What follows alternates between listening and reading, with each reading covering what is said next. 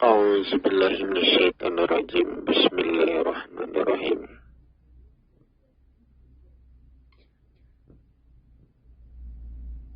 Assalamualaikum warahmatullahi wabarakatuh.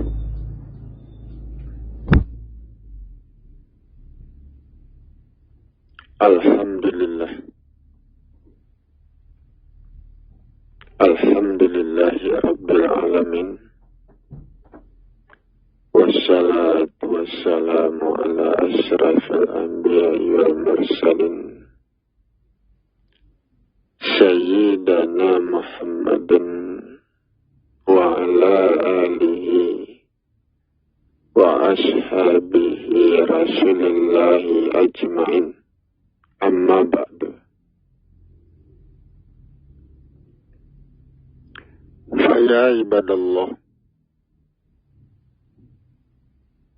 ittaqullaha haqqa tuqatih wa la tamutunna illa wa antum muslimun.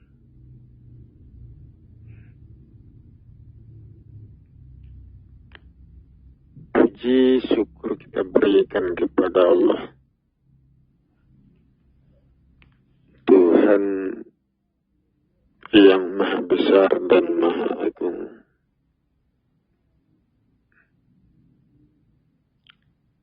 Salam hormat kita berikan pula kepada Muhammad Rasulullah Sallallahu Alaihi Wasallam, Rasul terakhir dan penutup para nabi.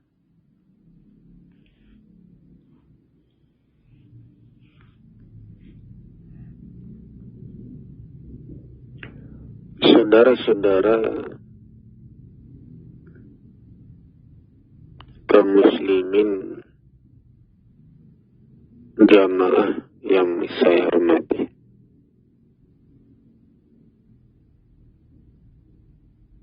saudara,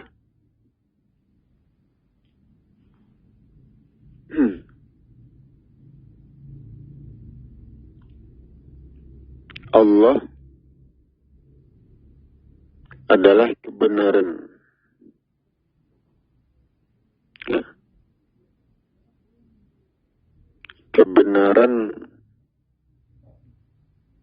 yang membawa manusia ke surga.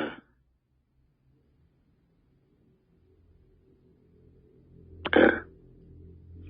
Ya. Apa yang membawa manusia ke surga? Tentu saja jalan yang lurus, jalan yang mampu mendorong manusia ke surga.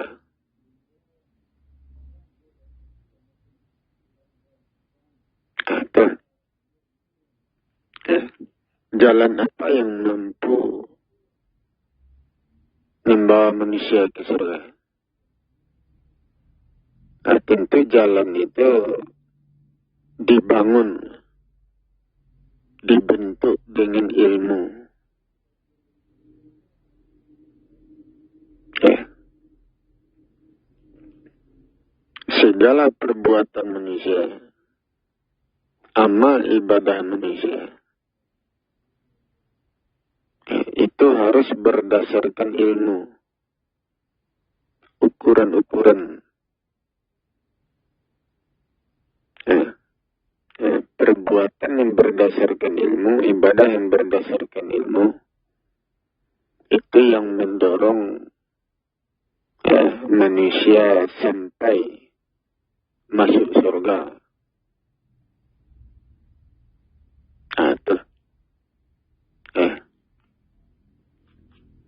Seperti di dalam agama Islam, di situ ada salat.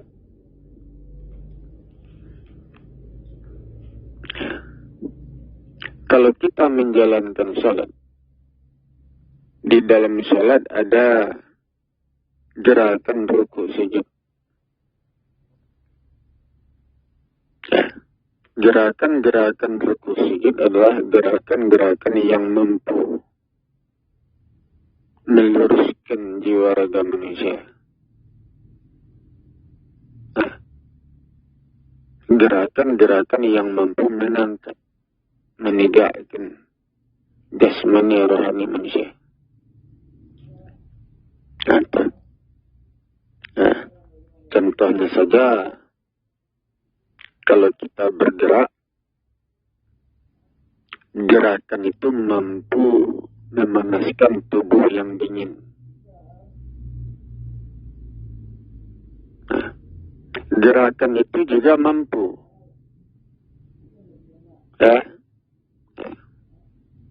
menegangkan tubuh yang kendor, jiwa raga yang kendor. Nah, gerakan-gerakan juga mampu membangkitkan semangat, membangkitkan kekuatan. Nah, itu. Ya. Itu gerakan.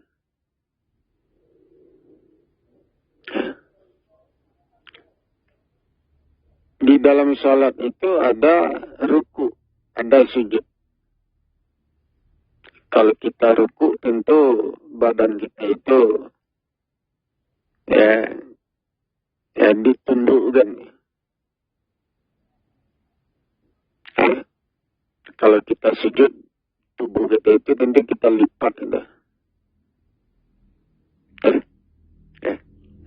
Kalau kita tidak ruku sujud, tubuh kita berdiri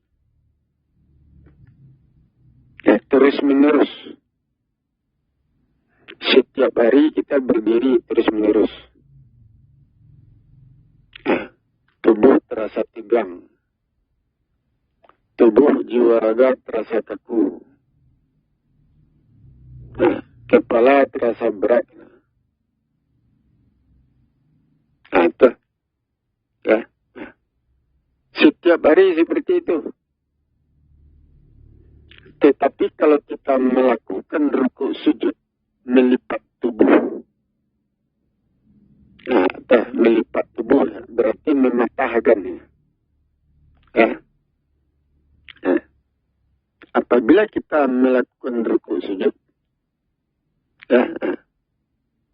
itu badan yang tegang, itu jadi lembut, jadi lunak. Jiwa raga yang keras itu jadi lunak, jadi lembut. Dengan ruku sujud itu dipecah.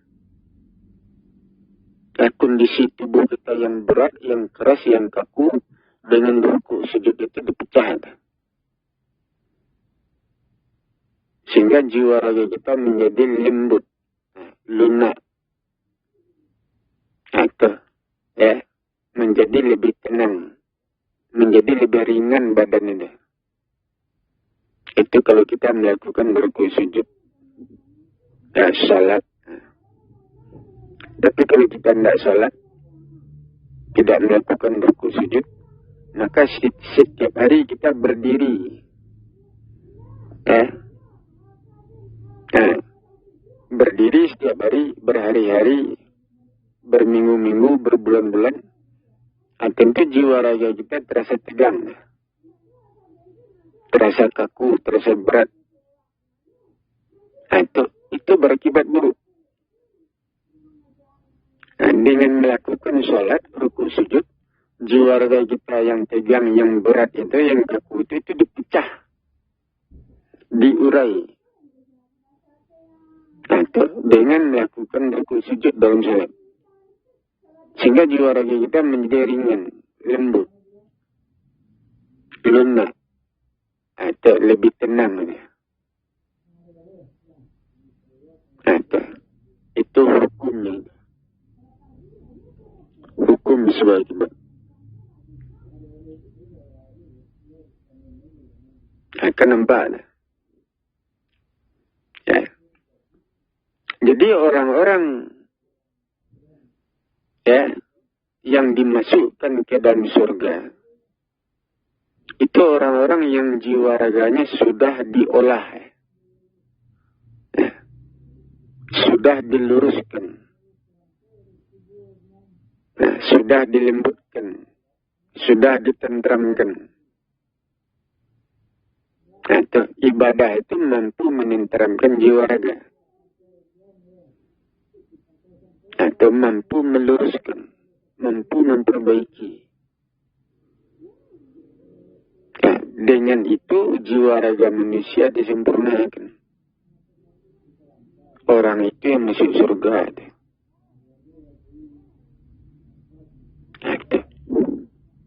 Ya. Nah, bagaimana dengan agama-agama lain?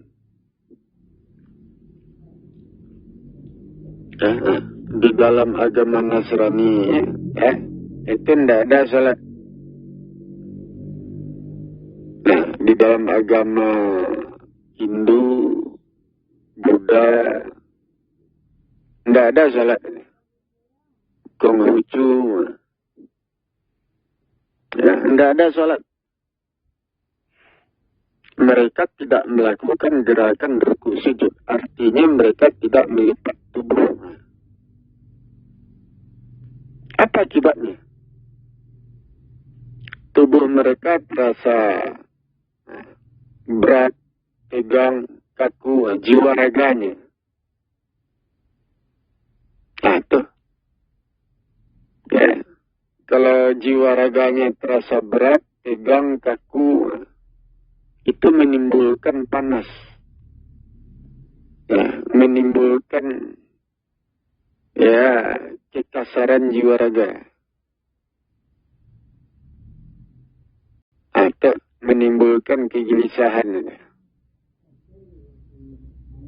Ya, itu hukum-hukum sewajibat. Ya, jadi kalau mereka tidak sholat, tidak melakukan rukuk sujud,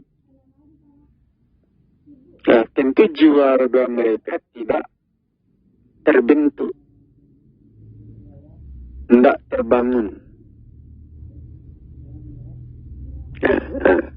Ya, susah menjadi manusia sempurna, tidak bisa. Itu. Ya. Nah, jadi mereka tidak melakukan salat. Ibadah mereka hanya seperti berdiri saja. Ya, bernyanyi-nyanyi. Ya. Mengangkat tangan. Atau membakar sesuatu. Ibadah yang seperti itu di dalamnya itu terjadi proses apa? Itu deh. Tidak terjadi proses.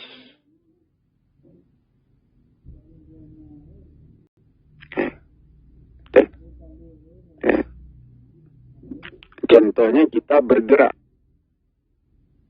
Gerakan-gerakan itu memproses. Gerakan-gerakan tubuh itu bekerja untuk memproses. Tubuh yang kaku itu dipecah, diurai, diproses menjadi ringan. Gerakan-gerakan itu yang bekerja. Gerakan rukuk sujud. Gerakan-gerakan salat.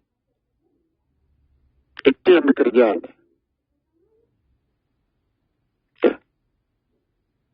Gerakan itu berfungsi mengolah jiwa raga.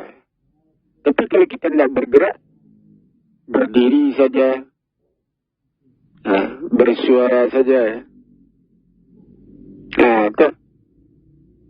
duduk saja, tentu tidak terjadi pengolahan jiwa raga.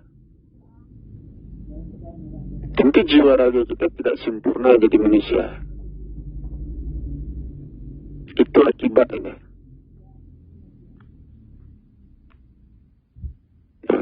Itu sebabnya Al-Quran mengatakan orang-orang yang masuk ke dalam golonganku ke dalam agama Islam. Ya, orang-orang itulah yang jiwa raganya sempurna. Orang-orang itulah yang masuk surga. Ya, sedangkan agama-agama lain, ya, ibadah mereka tidak mampu mengolah jiwa raganya, tidak mampu menyempurnakan jiwa raganya. Tentu tidak masuk surga. Itu hukumnya. Kemudian tubuh manusia. Tubuh manusia ada jasmani, ada rohani. Ya. Salat itu ya adalah gerakan-gerakan yang mampu mengangkat rohani, roh. Ya, gerakan-gerakan salat yang khusyuk itu menegakkan rohani yang lemah itu jadi kuat ini. Itu, ya, rohani kita yang rapuh itu menjadi kokoh, mengangkat itu. Ya, kadang-kadang kita melihat tubuh seorang manusia. Kita melihat tubuhnya bagus, kuat, kokoh. Tetapi rohani di dalamnya, itu tidak kuat. Tidak terbentuk, tidak kokoh. Ya, itu akibatnya itu. Apabila mereka tidak salat. Berbeda dengan orang yang salat. Jasmaninya di luar itu kuat, kokoh. Di dalamnya rohaninya juga kuat dan kokoh.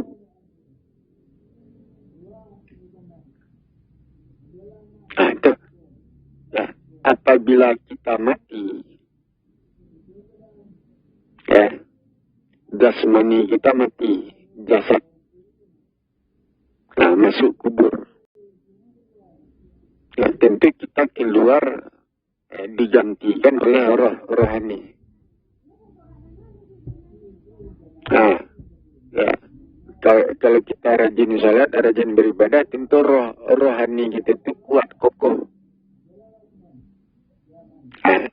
Setelah kita mati, jasad itu masuk kubur, ya kita digantikan oleh rohani. Rohani kita kuat, kokoh.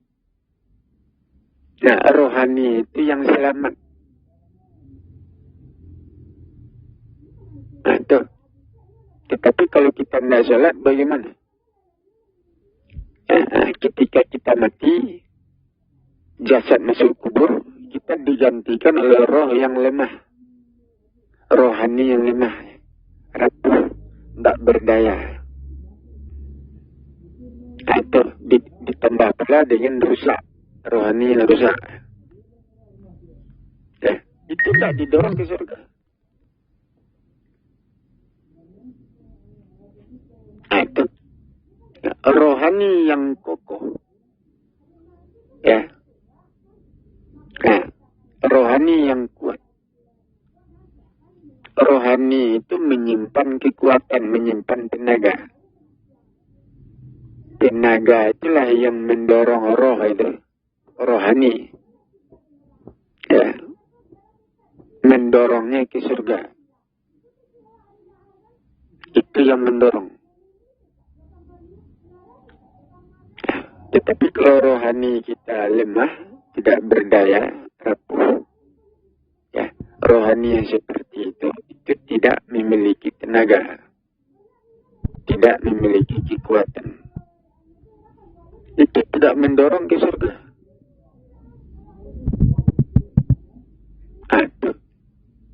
Ya. Sehingga Al-Quran mengatakan orang-orang yang beribadah, ya, orang-orang yang beragama Islam, itu ibadahnya itu mendorong mendorongnya ke surga.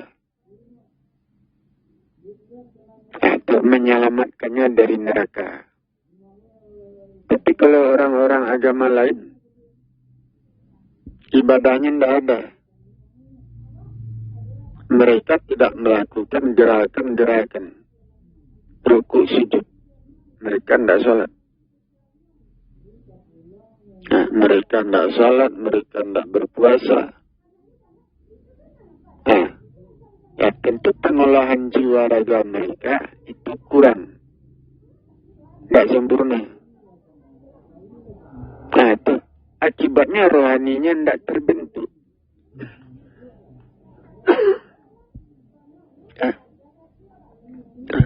Tentu rohaninya menjadi lemah. Tidak berdaya. Itu tidak mendorongnya ke surga. Atau ya, dilihat dari luar jasmaninya kuat, bagus. Tetapi kalau dilihat di dalam, rohaninya lemah, rapuh. Itu salat itu berfungsi menegakkan rohani, mengangkat rohani, memperkuat rohani, memperkokoh.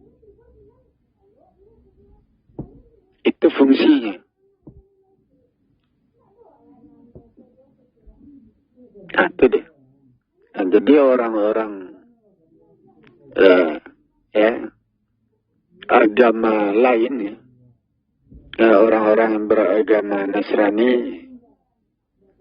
ya, orang-orang yang beragama Yahudi, ya, Hindu, Buddha, Konghucu, banyak lagi yang lain, ya, itu mereka tidak melakukan gerakan-gerakan seperti sholat.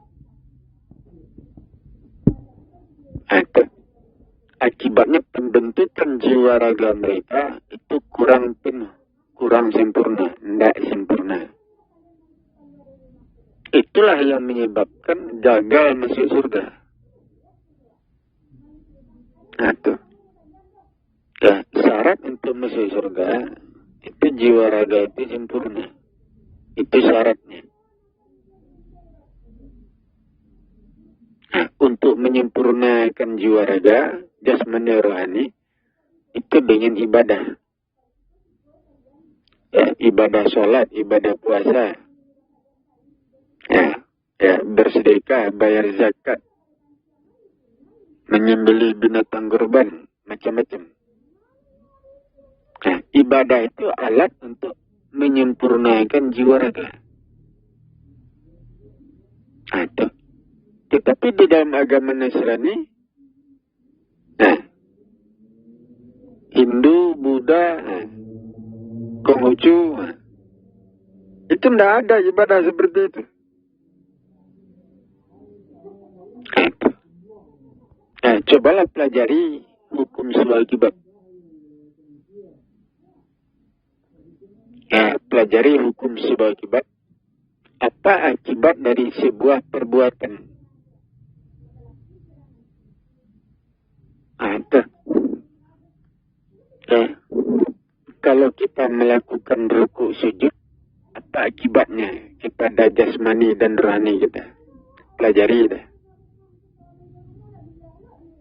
Nah, itu deh. Ya. Nah.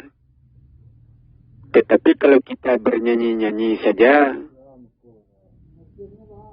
bernyanyi, mengangkat tangan, ya, benar, menunduk-nundukkan kepala, ya, membakar-bakar sesuatu, ya. Apa akibatnya itu dari perbuatan itu? Apakah perbuatan itu mampu mengolah jasmani rohani? Mampu meluruskan? Apakah mampu mengangkat, memperkuat, memperkokoh? Nah, itu tidak mampu. Ya, itu sebabnya Al-Quran mengatakan terancam neraka.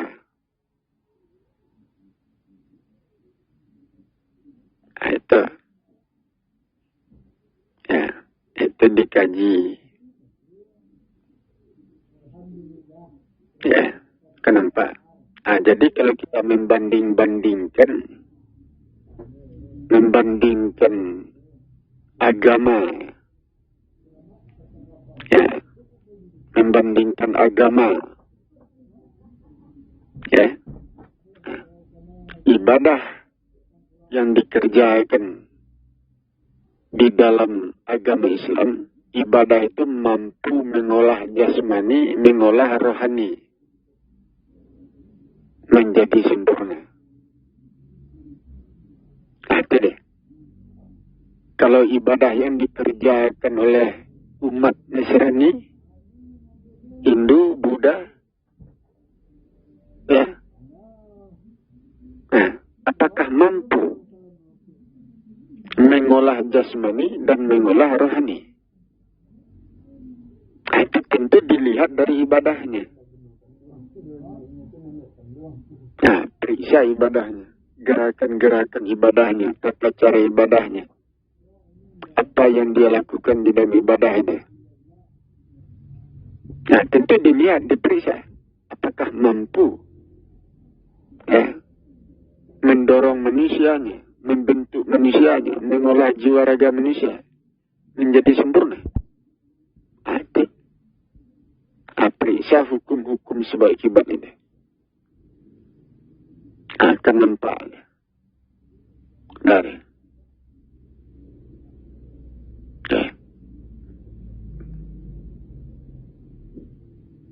Kalau saya berbicara, menjelaskan ini di hadapan umat Nasrani, Hindu, Buddha, Konghucu, Yahudi, tentu saya menjelaskan dengan ilmu hukum sebab akibat mempergunakan itu. Dari apa dasar hukumnya? Tentu saya jelaskan itu.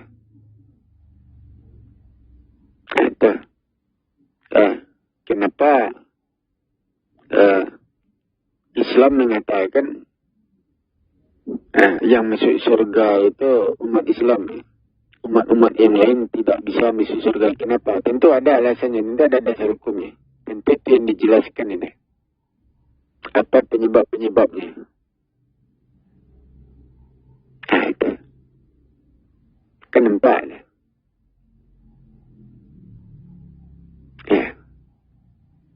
Jadi cara-cara ibadah yang tidak sesuai dengan hukum itu tidak mampu menyempurnakan jiwa raga. Ibadah itu kan berfungsi menyempurnakan jiwa raga. Itu fungsi dari ibadah. Ibadah salat, ibadah puasa, ibadah haji, bayar zakat, bersedekah, menyembelih binatang korban, membantu orang lain. Itu berfungsi menyempurnakan jiwa raga. Itu fungsi dari ibadah. Itu. Ya. Sedangkan agama-agama lain, bagaimana bentuk ibadahnya? Agama Yahudi, Nasrani, Hindu, Buddha, Konghucu. Bagaimana ibadahnya? Apakah ibadahnya berfungsi untuk menyempurnakan jiwa raga?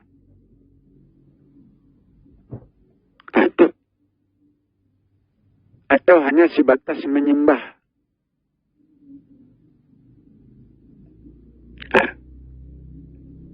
Benar. Tentu kalau saya jelaskan, tentu tambah ini. Tambah panjang ya.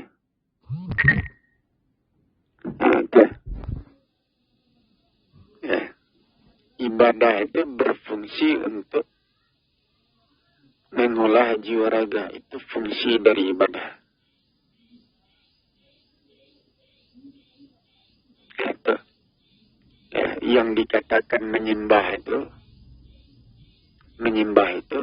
sama artinya tunduk pada aturan. Tunduk pada hukum. Itu. Jadi,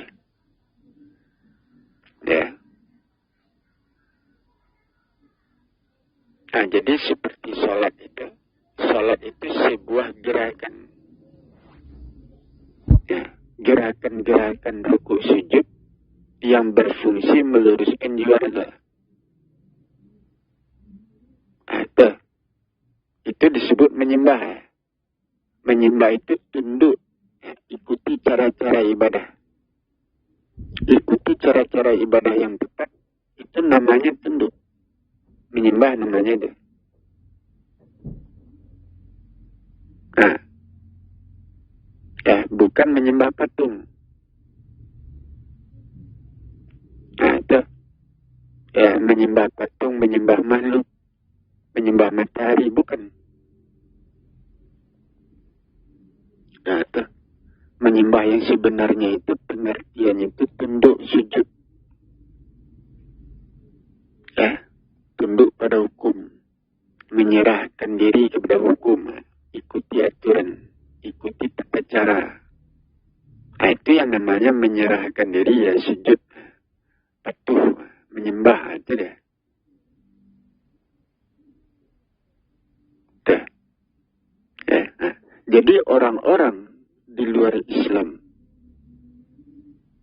ya, Yahudi, Nasrani, Hindu, Buddha, Konghucu, dan sebagainya, ya, mereka tidak melakukan ibadah, belum menjalankan ibadah. Ibadah yang sebenar-benarnya, ibadah yang mampu mengolah jiwa raga mereka, yang mampu membentuk jiwa raga mereka, itu belum dijalankan. Atau ibadah yang mereka kerjakan sekarang itu belum bisa. Nah, belum bisa mengolah jiwa raga jasmani rohani, belum mampu. Nah, itu.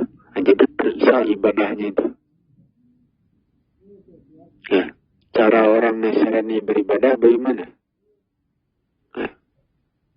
Cara umat Hindu beribadah, umat Buddha beribadah, umat Konghucu beribadah. Bagaimana caranya? Periksa itu. Nah, apakah mampu mengolah jiwa raga jasmani rohani? Jadi orang-orang yang masuk surga itu jiwa raganya sempurna, jasmani rohaninya itu terbentuk. Nah, ibadah itu alat yang berfungsi untuk membentuk, ya, jiwa raga jasmani rohani, untuk mengangkat, untuk memperkuat jasmani rohani. Nah, itu dia. Itu fungsi ibadah. Nah, jadi tidak akan masuk surga seorang manusia sebelum dia beribadah dengan sempurna. Nah, itu deh. Ya. Nah, jadi ibadah yang sempurna, ibadah itulah yang mampu menyempurnakan jiwa raga manusia.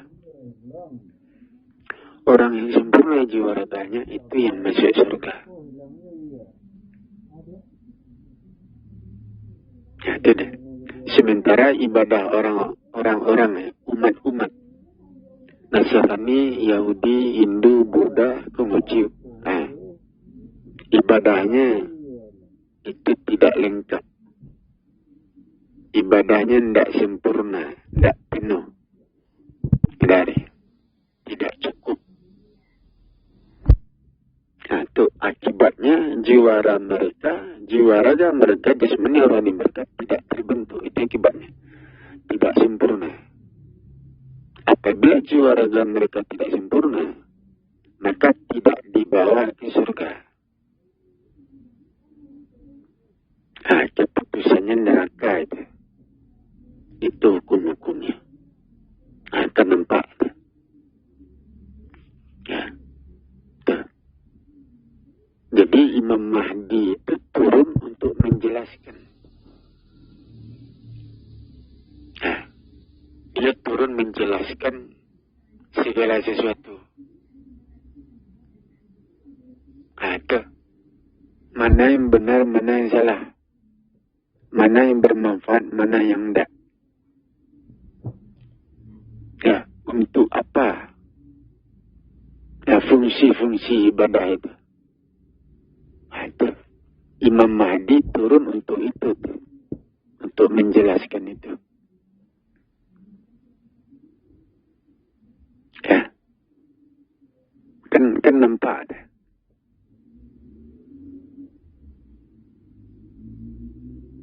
Jadi manusia di hari akhirat, di akhir zaman, ya, Tuhan menurunkan seorang laki-laki yang diberi petunjuk untuk menjelaskan semuanya.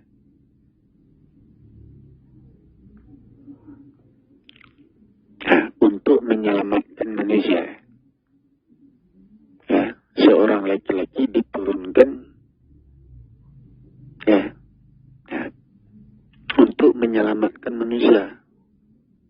Kalau orang Nasrani itu menyebutnya juru selamat. Ya, untuk menyelamatkan manusia. Cara menyelamatkan manusia? Bagaimana caranya? Tentu dengan cara memperbaiki ibadah mereka. Memperbaiki cara hidup. Nah, itu tentu dengan cara seperti itu menyelamatkan manusia. Tapi kalau cara ibadahnya salah, nah, cara hidup salah, tentu tidak menyelamatkan mereka. Tuh. Tidak. Nah. Jadi Imam Mahdi itu turun ke bumi. Nah, Nabi Isa, ya, Yesus, turun ke bumi menyelamatkan manusia. Cara menyelamatkannya tentu dengan cara memberikan pelajaran. Nah, memberikan pelajaran, memberikan ilmu, memberikan keterangan. Mana ibadah yang benar, mana ibadah yang bermanfaat, mana ibadah yang mampu membentuk jiwa raga, mana ibadah yang salah, mana ibadah yang merugikan, mana ibadah yang tidak berguna. Itu dijelaskan itu. Itu dijelaskan kepada umat Islam, umat Nasrani, umat Hindu, umat Buddha, Konghucu, umat Yahudi, semuanya dijelaskan. Nah, itu. Jadi manusia diselamatkan dengan ilmu. Nah, itu deh. Itu yang menyelamatkan. Nah, jadi itu hukum-hukumnya. Ya. Kenapa? Nah, jadi ibadah-ibadah yang dikerjakan oleh umat Nasrani, umat Yahudi, umat Buddha, Hindu, Konghucu, ibadah-ibadahnya itu belum sempurna, belum cukup, belum lengkap, belum penuh. Nah, itu apa akibatnya? Tentu tidak mampu mengolah jiwa raga, tidak mampu membentuk jasmani rohani, tidak mampu memperkokoh, tidak mampu meluruskan, tidak mampu memperkuat jasmani rohani. Itu akibatnya.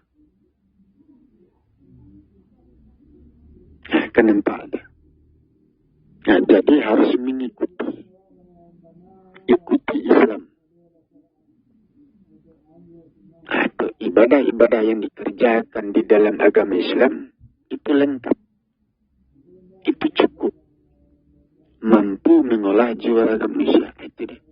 Ikuti Islam, masuklah ke dalam agama Islam. Itu alat untuk menyempurnakan jiwa raga. Dengan itu kita masuk surga. Nah, itu yang harus dipahami, yang harus diperhatikan, yang harus dipikirkan oleh seluruh umat beragama, umat manusia. Itu deh. Kenapa? Nah, jadi itulah yang harus kita perhatikan, yang harus kita pikirkan, kita pelajari, sehingga menjadi jelas dan terang benderang. Itu. Ya, agama Islam seluruhnya. Kalau ingin selamat, kalau ingin masuk surga, itu ketentuan daripada hukum. Tidak ada jalan lain, itu jalan terakhir. Nah, itu dia. Ya, itu dia. Kalau ingin masuk surga, itu jalan terakhir. Masuklah Islam.